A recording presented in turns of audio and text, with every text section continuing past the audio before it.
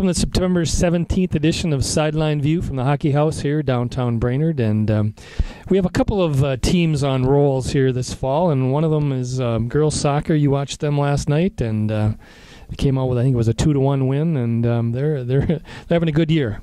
They have some talent. They got some scorers. They got a very good defense. Their middle fielders are really good too, which is you notice it because they kind of control the tempo. Last night, Alexander did give them a game, but in the game prior to this one, you could just see that Brainerd really controls which side of the field they want to play on, and I kind of attribute that to their midfielders.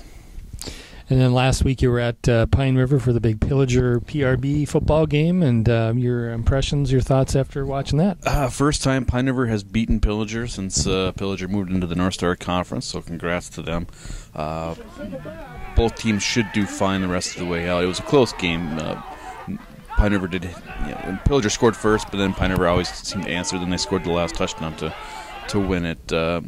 Both teams, like I said, should win out. I don't think anyone else is in that conference is going to give them too much of a trouble. But then you got Mahnomen, so it doesn't really matter because Mahnomen's. I think they have the longest winning streak now. They've allowed 40 points in the last 5 years or something like that. It's just incredible. I don't know how anybody can be that good, but they are. But I saw Brainerd play at Alec on Friday, and boy, what a beautiful complex! It's a $70 million school, and included with it is a turf field, and first time I can ever remember where the referee in a high school game, probably other than playoffs, but was mic'd. He would explain what happened. He didn't say what number committed the foul, but that was kind of cool. So you got turf, you got the referee. It was kind of like being at the NFL. It was kind of neat. But game was tied 7-7 in the third quarter, and then Brainerd scored twice late and won 20-7. I think Alec put up a heck of a fight against them. They had not won yet going into that game. So Brainerd came out of there. They're at Apollo this week, first time on grass this year, which is a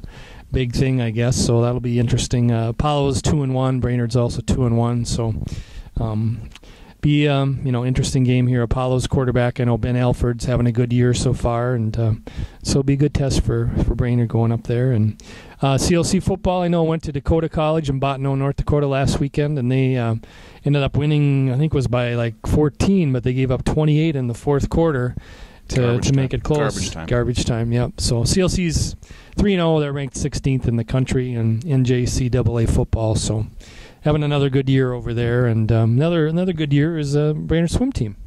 They are good. They have a lot of quality seniors out this year. That they were great last year as juniors, and now they just continue to get better. Then you got Katie Strife, who's the team MVP last year.